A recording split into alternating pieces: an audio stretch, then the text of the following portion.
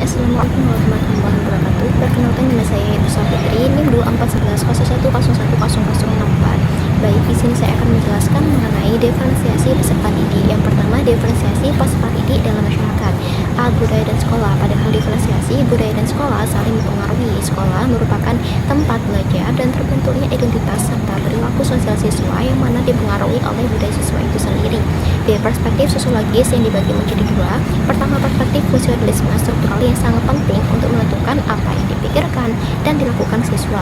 Yang kedua, perspektif interasionisme sosial yang menekankan bahwa pengalaman sosial dapat mengubah sifat seorang siswa. Dua, diferensiasi peserta didik dalam psikologi sosial. A. Peran dan norma yang mana peran sosial menentukan suatu perilaku sedang norma merupakan batas terhadap perilaku tersebut.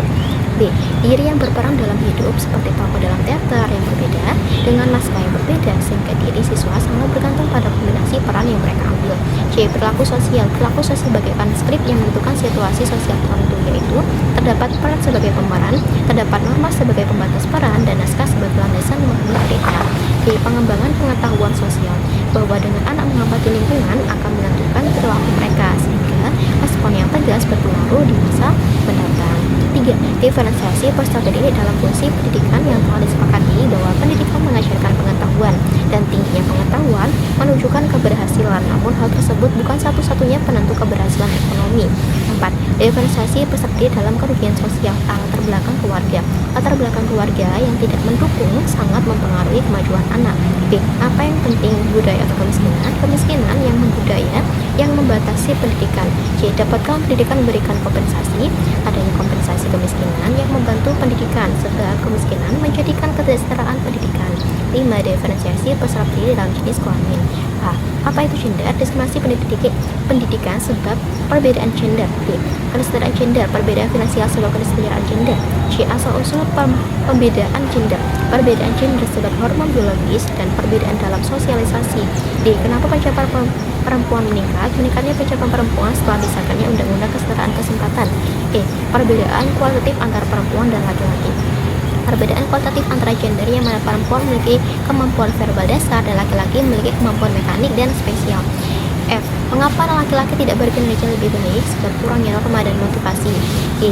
Meningkatkan pencapaian laki-laki dengan memberikan pantauan dan dukungan lebih, menggunakan buku petualang dan menjadikan contoh laki-laki sukses sebagai motivator.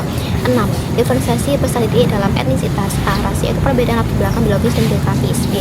Latar belakang etnis yaitu sekelompok orang yang berbeda yang berasal dari dunia yang lebih jauh dan berbeda dari mayoritas. C. Perbedaan etnis dalam pencapaian yaitu prestasi yang mana mayoritas lebih unggul dari minoritas. Namun kesetaraan dalam hal tersebut dapat diatasi seiring berjalannya waktu. D. Dari mana perbedaan berasal? Perbedaan etnis yang berasal dari latar belakang bahasa ibu, diskriminasi suatu kelompok, sebab perbedaan fisik atau disebut juga rasisme serta perlakuan sikap yang berbeda untuk etnis tertentu.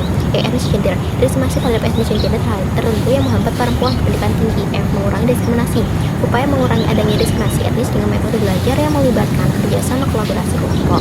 G. Keberhasilan siswa dari etnis tertentu meskipun melawan diskriminasi dan kesetaraan pendidikan melalui kesulitan